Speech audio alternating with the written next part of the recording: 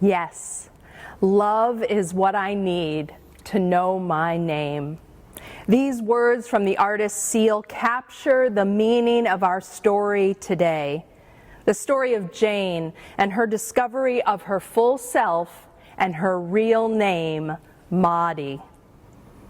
Jane's story captured my attention the first time I read it.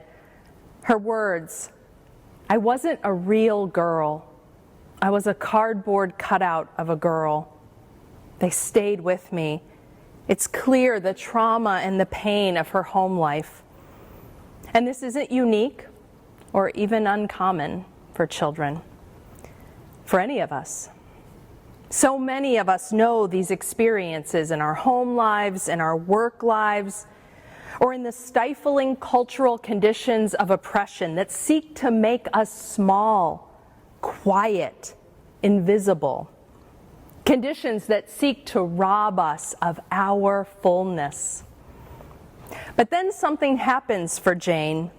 Through the love of her grandmother, the generous embrace of the neighbors, and a little bit of imagination, Jane's full self, Maudie, finds expression. The freedom she experiences is in moments. Those moments when she's able to steal away from her house and go to her neighbors. But it is enough. These small moments of joy and love in the midst of the neglect and the suffering, they are life-saving.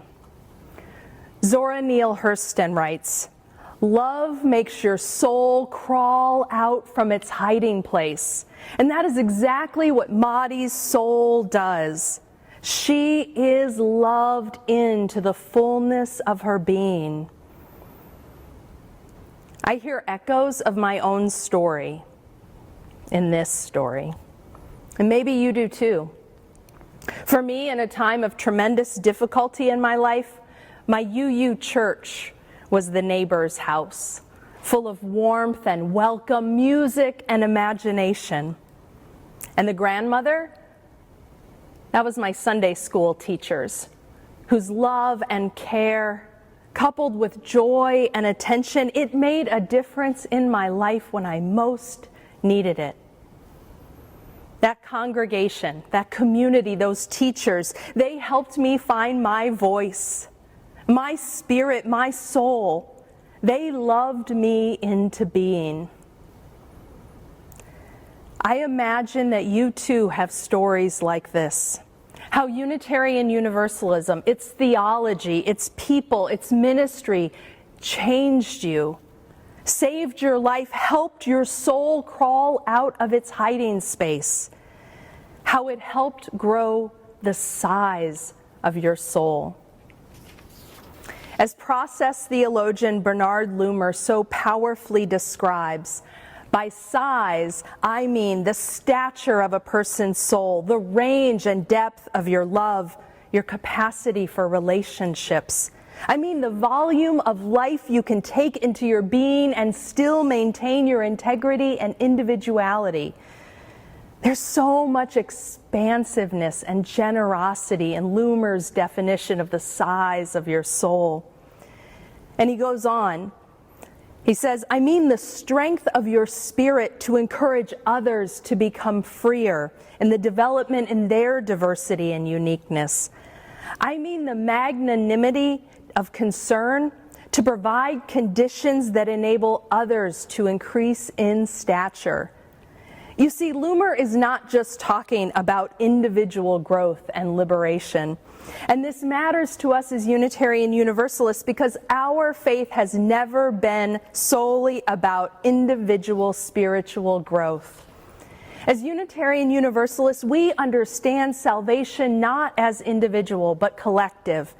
We recognize the fundamental interconnectedness, interdependence of all life and of humanity.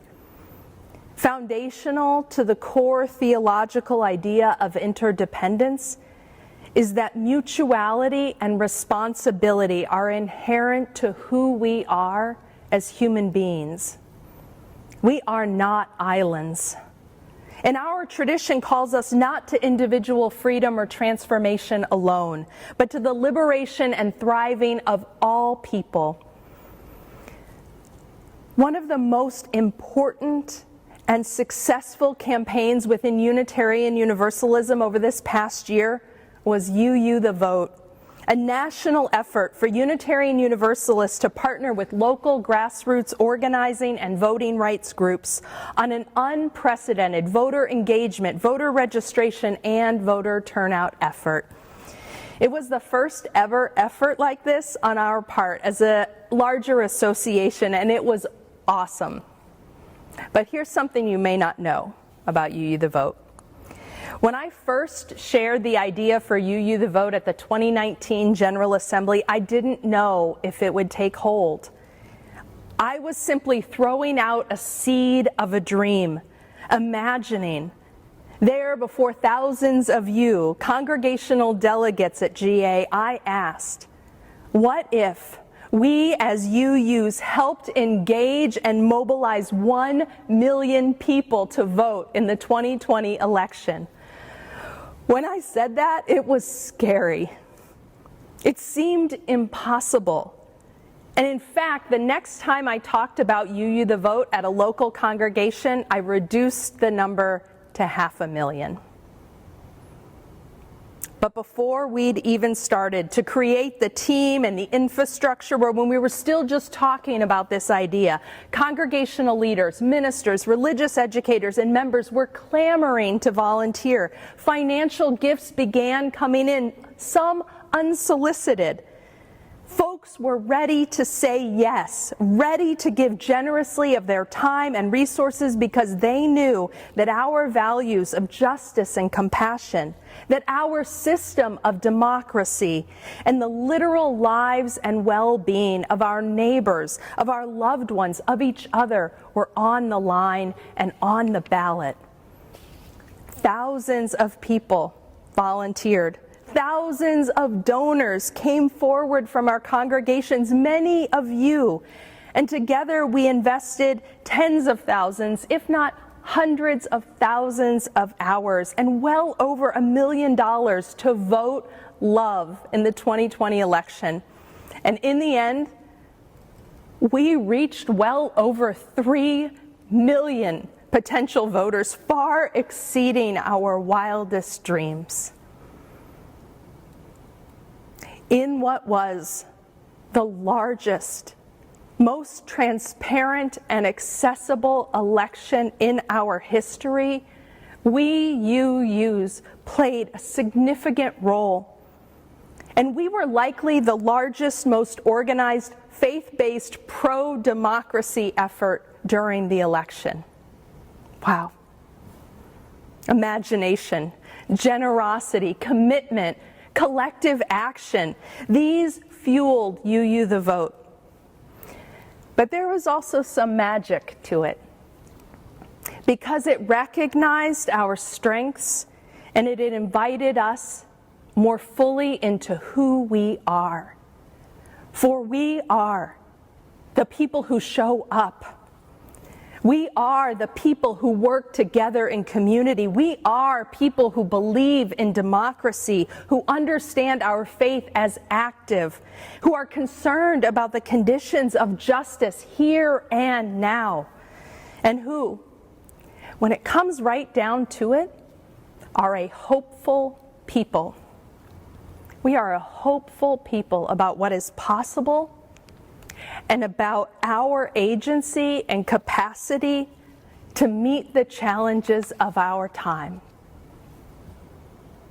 Some of the magic of UU the Vote was that together we were loving each other into the fullness of who we are as Unitarian Universalists. But this isn't the end of the story. It is a reminder. It is a glimpse of what is possible when we say yes.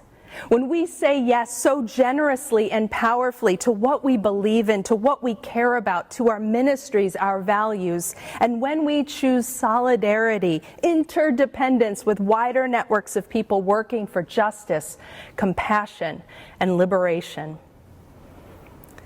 From the beginning of my time as UUA president, I have said, this is no time for a casual faith, no time for a casual commitment to what you love most, and this is no time to go it alone.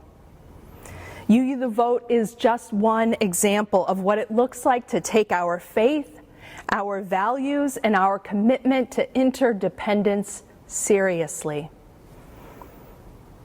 It is life-saving, life-changing ministry, individually in our own lives, and revolutionary when we bring that powerful yes out into the world. And this yes is what is needed so deeply in our communities and our world right now. To love our society, to love our world into a new place of being. In her important book, Caste, Isabel Wilkerson explores the conditions of racism, white supremacy, and racial hierarchy as an American caste system. And in her book, she quotes Gary Michael Tartikoff, an American scholar of castes, who says of the United States, "This is a civilization searching for its humanity. It dehumanized others in order to build its civilization, and now it needs to find its own."